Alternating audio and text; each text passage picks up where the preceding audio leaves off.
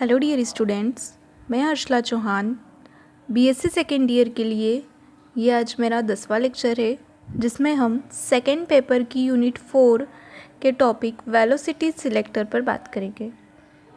Velocity selector इस unit का last topic है। वेलोसिटी सिलेक्टर का यूज़ हम वहाँ करते हैं जहाँ हमें एक समान वेग के आवेशित कण की ज़रूरत होती है।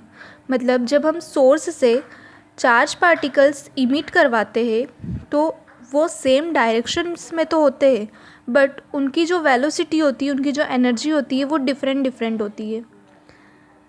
तो इसलिए जब हमें एक ही दिशा में केवल एक निश्चित वेग से आने वाले आवेशित कणों का चयन करना होता है तो इसके लिए हम वेग वर्णक वेलोसिटी सिलेक्टर का यूज़ करते हैं।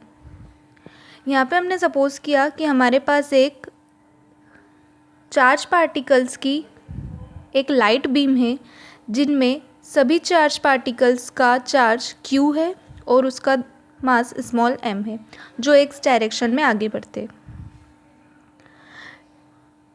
इस बीम को यदि हम इलेक्ट्रिक और मैग्नेटिक फील्ड अलग अलग फील्ड से अगर गुजारते हैं तो हमें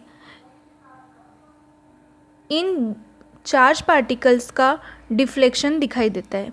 मतलब हमारे जो चार्ज पार्टिकल्स है वो इलेक्ट्रिक और मैग्नेटिक फील्ड से पास होने के कारण अलग अलग डायरेक्शंस में डिफ्लेक्ट हो जाते हैं। जैसे कि हमने मेरे पिछले लेक्चर में E/m मेथड पढ़ा था, उसके अकॉर्डिंग ही हम इसके प्रिंसिपल को देखेंगे।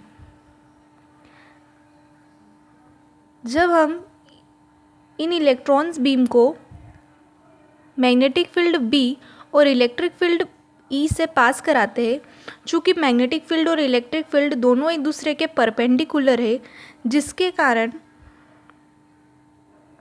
हमारे पास ये सिचुएशन होती है कि मैग्नेटिक फील्ड और इलेक्ट्रिक फील्ड दोनों एक दूसरे के परपेंडिकुलर है। सो हम देखते हैं कि जब हम चार्ज पार्टिकल को यहाँ से पास कराते हैं तो मैग्नेटिक फील्ड के कारण हमारा चार्ज पार्टिकल मैग्नेटिक फोर्स में या मैग्नेटिक फील्ड की डायरेक्शन में डिफ्लेक्ट होता है और इलेक्ट्रिक फील्ड के कारण वो इलेक्ट्रिक फील्ड की डायरेक्शन में डिफ्लेक्ट होता है। बट जब हम देखें कि हमारा चार्ज पार्टिकल जो है हमें सेम वेलोसिटी का चाहिए, मतलब एक ही वेलोसिटी के पार्टिकल्स एक ही डायरेक्शन में मोशन करने चाहिए। इसका मतलब हमारे पास जो दोनों फोर्स है वो दोनों एक दूसरे के बैलेंस में होना चाहिए, एक दूसरे को संतुलित करना चाहिए। तो यहाँ पर हमारे पास जो पार्टिकल है वो उसका चार्ज है q, तो हम ले सकते हैं चुंबकीय क्षेत्र B के कारण आवेश q पर लगने वाला चुंबकीय बल हो जाएगा QVB और विद्युत क्षेत्र E के कारण आवेश q पर लगने वाला बल हो जाएगा, विद्युत बल हो जाएगा QE, जो एक दूसरे को संतुलित करते हैं, जिस कारण हमारा चार्ज पार्टिकल विक्षेपित नहीं होता है और हमें एक ही दिशा में और एक ही वेग से पार्टिकल मिलता है। तो ये दोनों एक दूसरे को बैलेंस करेंगे तो इस कंडीशन को हम लिख सकते हैं QE = QVB। देन हम यहाँ से वेलोसिटी V की वैल्यू निकालें तो वो हो जाएगा E/B। अब यहाँ पर हमारे पास 3 तरह की कंडीशंस होती है। सबसे फर्स्ट कंडीशन, जिन कणों का वेग जो भी हम चार्ज पार्टिकल्स ले रहे हैं उनकी वेलोसिटी यदि E/B से ज़्यादा होती है तो वो पार्टिकल्स मैग्नेटिक फील्ड में डिफ्लेक्ट हो जाते हैं। देन सेकेंड कंडीशन है, जिन पार्टिकल्स का वेग या जिन पार्टिकल्स की वेलोसिटी E/B से कम होती है वे सभी इलेक्ट्रिक फील्ड में डिफ्लेक्ट हो जाते हैं।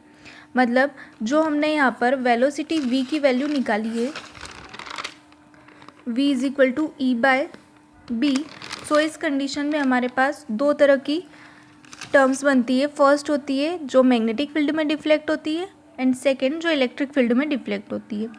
लेकिन वे ही कण जिनका वेग E/B के इक्वल होता है वो बिना विक्षेपित हुए एक ही दिशा में सीधे चले जाते हैं। इस प्रकार हम E और B के मानों को, मतलब इलेक्ट्रिक फील्ड और मैग्नेटिक फील्ड को यदि हम बैलेंस कर दें तो हम अपनी इच्छा के अनुसार जिस भी वेग का हमें आवेशित कण चाहिए उसको हम सिलेक्ट कर सकते हैं। सो वेलोसिटी सिलेक्टर का यूज़ हम इसीलिए करते हैं ताकि हम अपने इच्छा के अनुसार जिस वेग का